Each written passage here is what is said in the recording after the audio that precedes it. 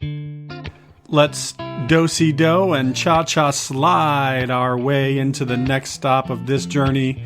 The candidates for Bethany Theological Seminary Board, clergy, Audrey Svay interviewing Susan Stern Boyer and Laura Stone.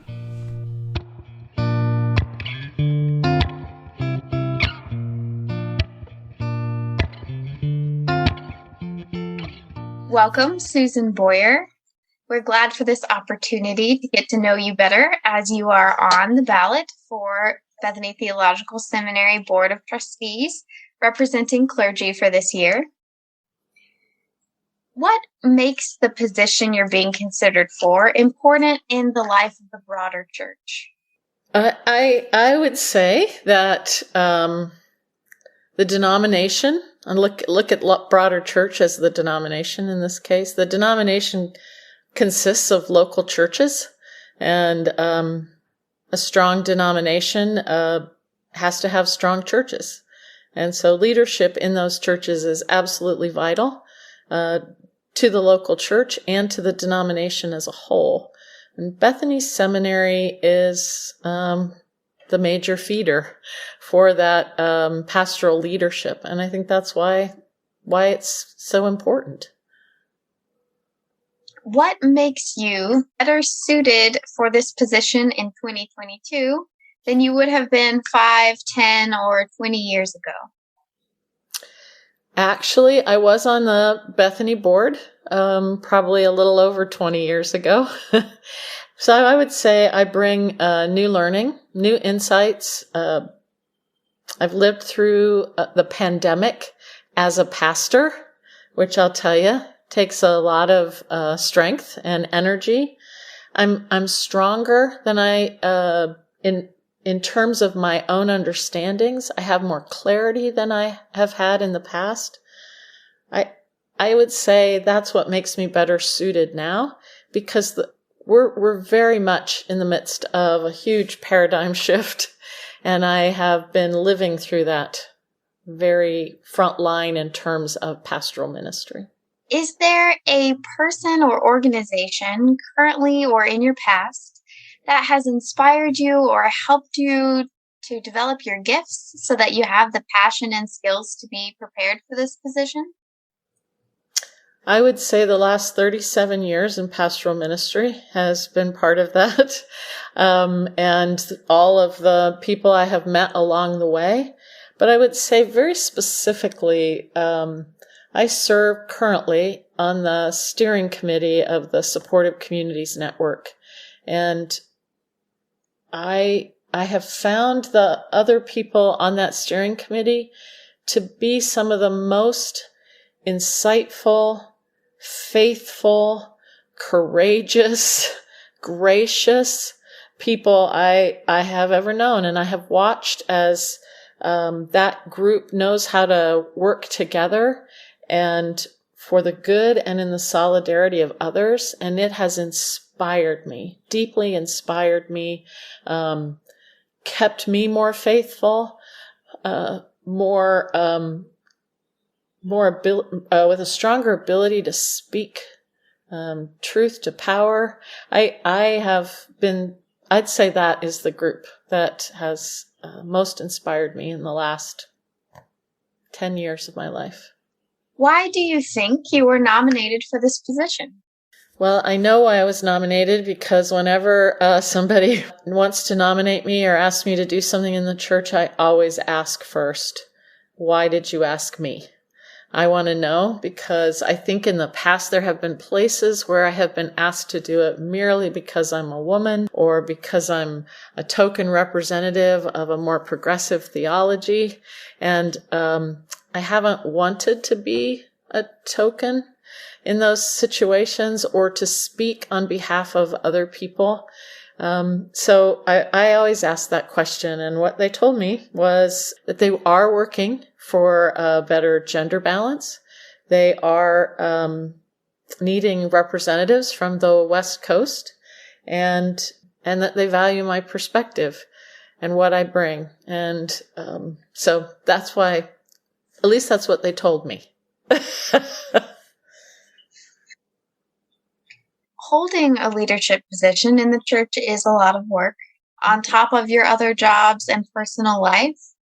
How do you envision taking care of yourself while juggling multiple responsibilities?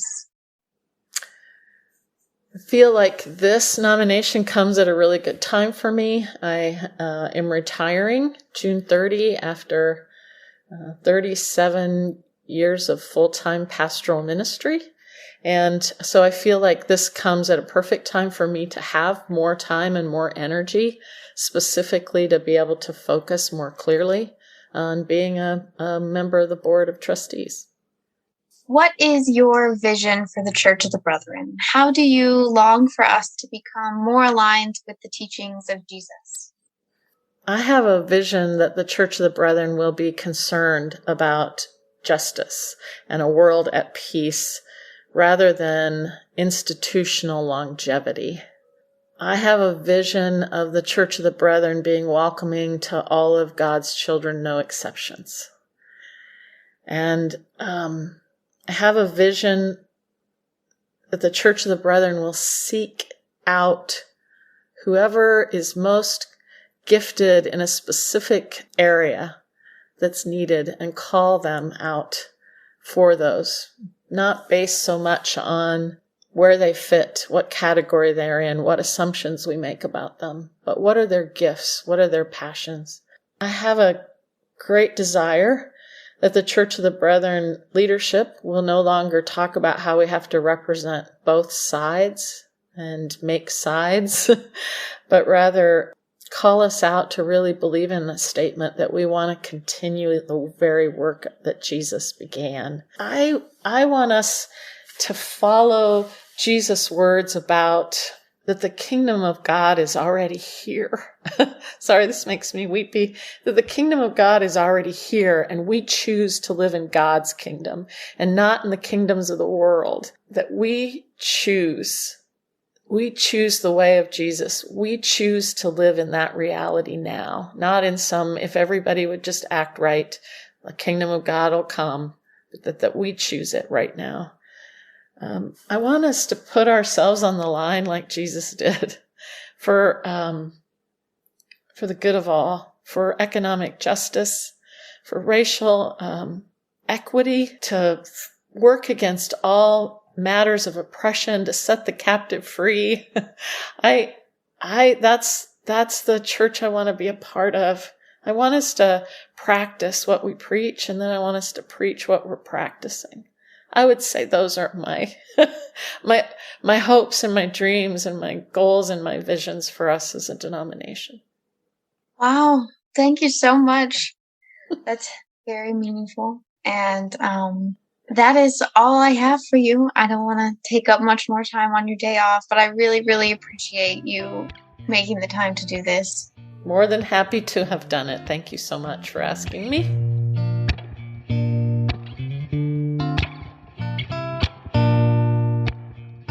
Welcome, Laura Stone. We're glad for this opportunity to know you better as you are on the ballot for Bethany Theological Seminary Board of Trustees representing clergy at this year's annual conference. What makes the position you're being considered for important in the life of the broader church?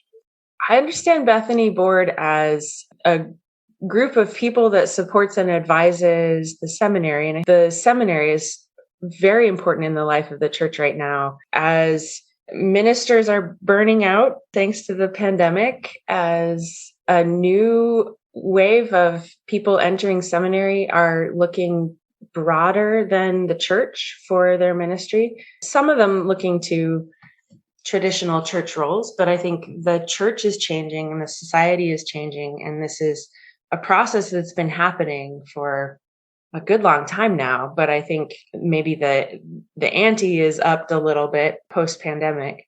So I think calling and equipping leaders in the church and in the world has always been a really important function of the church. And especially in the Church of the Brethren, where we understand all of what each of us does to be an outworking of our faith. And so a kind of ministry. it's not hard, I think, for us to think of ministry beyond the typical pastoral ministry. But what that looks like in a seminary setting where you've got institutional things going on, and you've got financial things going on, and you've got a vision to uphold and develop, and you've got a tradition to stay in line with and keep being faithful to in the ways that God calls us to. It's really fascinating, interesting work, and I think it's really important for the life of the church to continue to be vibrant. And so the board position, I work at Timbercrest now, which is a senior living community. And our board, they do a lot of the behind the scenes work of the sort of nitty gritty of helping to shape and advise the future plans for what the staff and what the Timbercrest staff are working toward.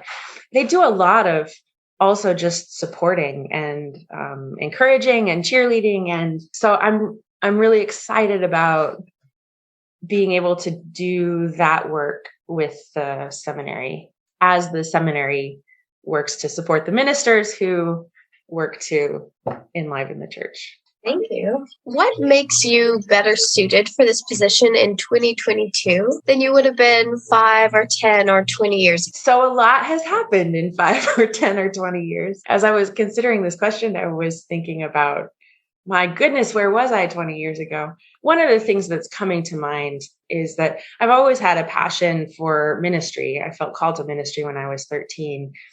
But then my ministry took various forms and has landed me in the healthcare world, which is a ministry in relationship to a very institutional setting.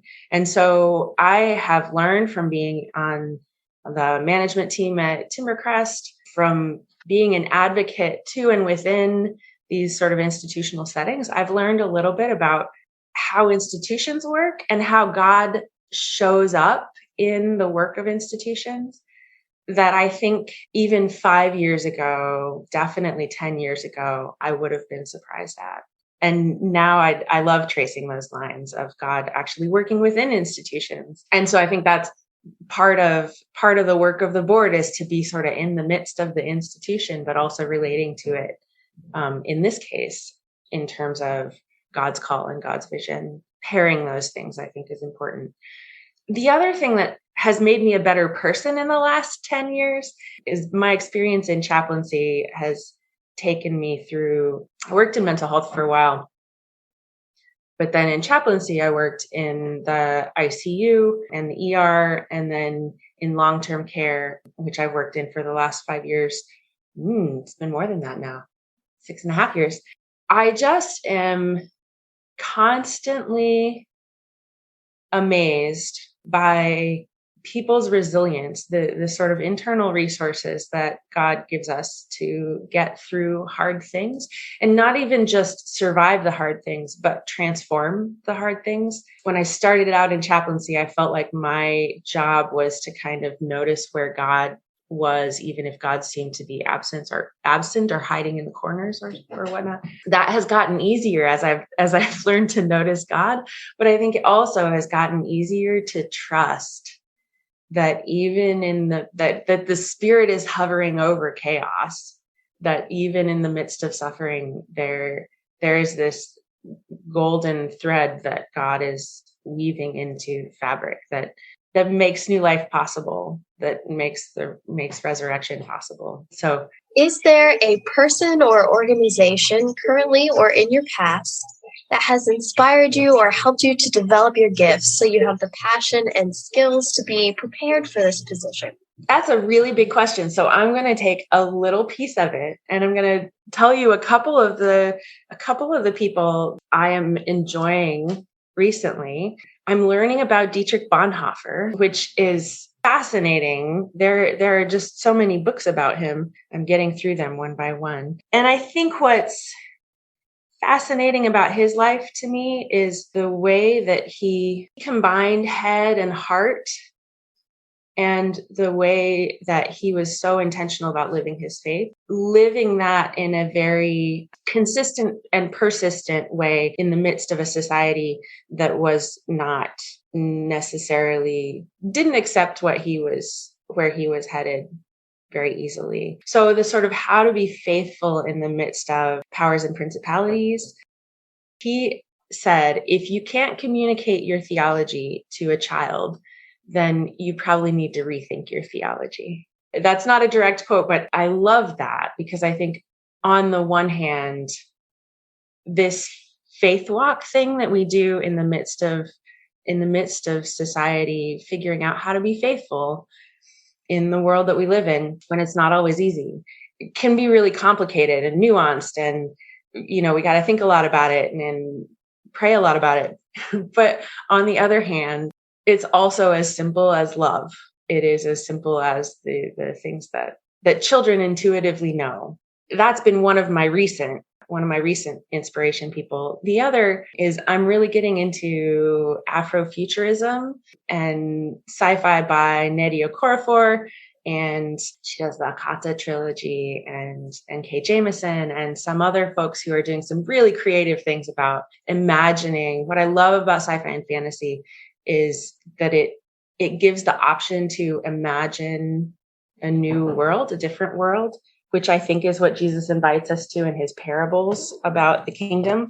They're doing some really interesting work, particularly folks from Africa, Black Americans, Native, Indigenous folks are doing some really interesting work in reimagining the world, including really diverse perspectives and really open, just turning things upside down in a lot of ways. So I'm getting a lot of inspiration these days from those folks too. Why do you think you were nominated for this position?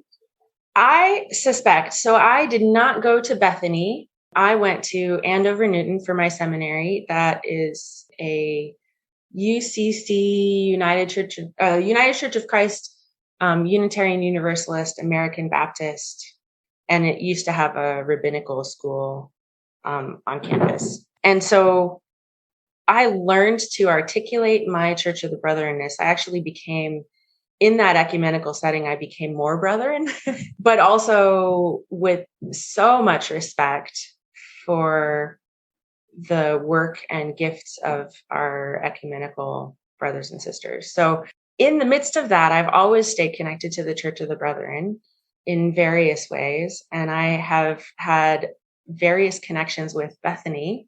I feel like I offer a voice of somebody who is connected to the institution and the church and the denomination, but also sees from broader lenses. Also, I am someone who is licensed and ordained in the Church of the Brethren, but is not in pastoral work. I am doing full-time chaplaincy and some spiritual direction. And so I think that gives me a unique lens too, in part because chaplaincy is during the pandemic, gained a lot more visibility, but it's also expanding in a lot of directions. And it's almost a way of bringing ministry to the people. So chaplaincy very often relates to people who are spiritual but not religious, and brings those sort of faith and spirituality lenses to that work. Holding a leadership position in the church is a lot of work on top of other jobs and personal life. How do you envision taking care of yourself while juggling multiple responsibilities? Taking care of myself has been one of my journeys in the last while. I have a chronic degenerative illness that has forced me into self-care, kicking and screaming sometimes, but it's actually been a gift in that I have, in order to be able to function well, I have had to be very attuned to what my body and my spirit need. And so with every new thing that I add to my plate, I work really intentionally to find a rhythm that's going to be sustainable for me, to think about what other things need to come off of my plate in order to facilitate this happening. For me, I am leaving, I'm finishing up a position on the Brethren Journal Association board. And so this felt like good timing for me also, because then I can finish up that board position and take on a new board position, potentially, if the church calls me in that direction. In terms of self-care, for me, yoga is important. Prayer is important. I have my own spiritual director and other spiritual friends. Those kind of things keep me aware of what the Spirit is doing. And when I'm aware and aligned with what the Spirit is doing, I find that self-care often takes care of itself. What is your vision for the Church of the Brethren? And how do you long for us to become more aligned with the teachings of Jesus? I think in general, what I have to say to the Church of the Brethren is that we have some values and some ways of looking at what God's community is, what God's intention for the world is, or hope or dream for the world is, that I think are sorely needed in the world. I joke, the t-shirts, it's so Church of the Brethren of us, that on the front they say peacefully, simply together.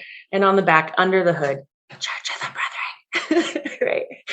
And I think that's I laugh about that because I feel like that's who we are in terms of we live our lives faithfully, and we do that with confidence. And we tend to be much less interested in sort of saying, hey, we're Church of the Brethren. Hey, you guys, sort of waving our flag out there. I think what I would love for us to do, for us to articulate some of the things that we hold dear and why, right? Why is it that Love Feast stirs us and touches us and forms us? We know that in our bones, those of us who have been doing it since we were children. But how often do we talk about that with each other or with others? And so in some ways, being able to articulate the theology and the sort of intent and the formation alongside the actions that are forming us, I think is a really important direction to go. I think we're getting through the messy work of trying to figure out how to be together when we don't agree. I trust that we're still working at that. I trust that God will honor that, still working at that. I long for us to be a place where all of God's people can fit racially and ethnically, also socioeconomically, also backgrounds and theological assumptions. I think also gender and sexuality. We do better with seeing what the kingdom might look like when we can do it all together, because I think God is always pushing the edges. Maybe not pushing the edges. God is open, but God is inviting us to push the edges of where we're comfortable. With my folks at Timbercrest, I talk about a spirituality of receiving. We are so good at serving, but what does it look like to serve and give and receive in a mutual way? God has something for the Church of the Brethren. The question is whether the Church of the Brethren will be able to join with that. And I think we can get there. I think we are in a lot of ways. Oh my gosh, moving with the Spirit. Going with the Spirit who hovers over the chaos and trusting that God heals and restores and reconciles, and we can be part of that. Thank you so much, Laura.